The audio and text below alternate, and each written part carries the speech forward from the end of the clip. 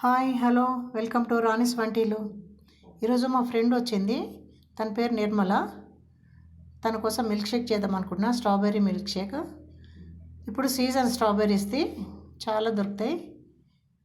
మీకు కూడా చూపించాలనిపించింది. చూడండి, 2 నిమిషాలలో చేయొచ్చు.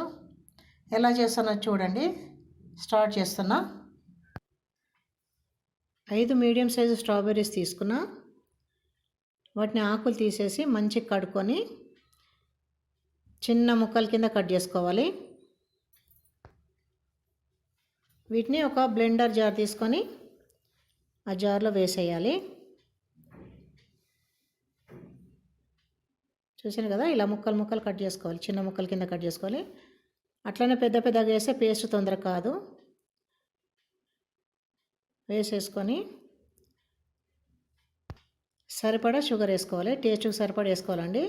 షుగర్ కూడా అవాయిడ్ చేయొచ్చు, కానీ స్ట్రాబెర్రీస్ కొంచెం పులుపుదనం ఉంటాయి కదా, మంచిగా అనిపించదు, టేస్ట్ అనిపించదు.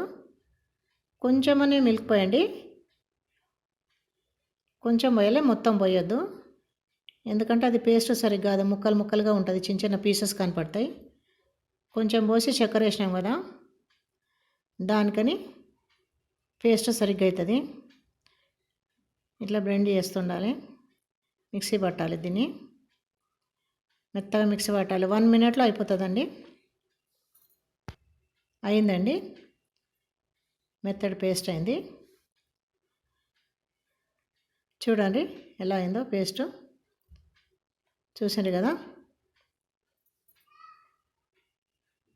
ఇలా పేస్ట్ చేసుకొని మిగతా పాలు మళ్ళీ పోయాలి. ఇన్ని పాలను ముందే ఫ్రిడ్జ్లో పెట్టుకున్నానండి. 1 గ్లాస్ పాలు చల్లగా అవడానికి.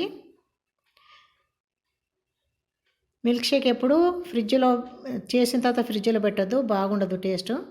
ఇట్లా పైన పేరుకున్నట్టుగా వస్తుంది. కొంచెం ఐస్ క్రీమ్ కూడా వేసుకుంటున్నానండి థిక్నెస్ కోసము. ఒక పెద్ద స్పూన్ ఐస్ క్రీమ్ వేసాను. మిల్క్ షేక్ థిక్గా వస్తుంది. ఐస్ క్రీమ్ లేకుంటే అవాయిడ్ చేసేయండి. పాలపొడి ఉంటే కూడా 1 స్పూన్ పాలపొడి కూడా వేసుకోవచ్చు, థిక్గా వస్తుంది. మళ్ళీ విప్ చేయాలి, మొత్తం బ్లెండ్ చేయద్దు, ఓన్లీ విప్ చేయాలి. మధ్య మధ్య విప్ చేసుకుంటా. ఐస్ క్రీమ్ వేసాం కదా, ఓన్లీ విప్ చేయాలి అంతే. ఐస్ క్రీమ్ వేసిన తర్వాత మొత్తం బ్లెండ్ చేయొద్దు. అయిపోయిందండి మిల్క్ షేక్. ఒక గాజు గ్లాస్ తీసుకొని, సర్వింగ్ గ్లాస్ తీసుకొని దాంట్లో పోస్తున్నా. పోసేసి ఒక స్ట్రాబెర్రీ తోటి గార్నిష్ చేద్దాము.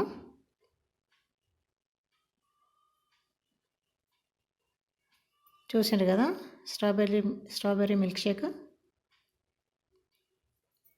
ఇట్లా పైనుంచి కొంచెం మళ్ళీ ఐస్ క్రీమ్ వేసుకోవాలండి.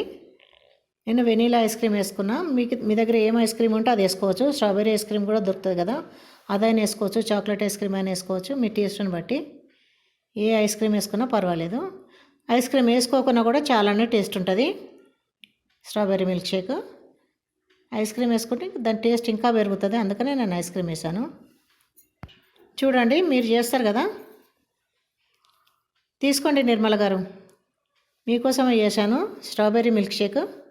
ఎలా ఉందో టేస్ట్ చేసి చెప్పండి. Taste super. శోభ గారు, మీ ఇంటికి వచ్చినందుకు నాకు మంచి స్ట్రాబెర్రీది ఇచ్చారు. చాలా టేస్ట్గా ఉంది. చాలా థ్యాంక్ యూ.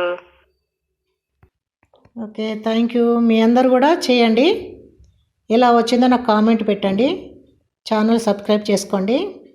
అందరికీ షేర్ చేయండి, లైక్ కొట్టండి. Thank you.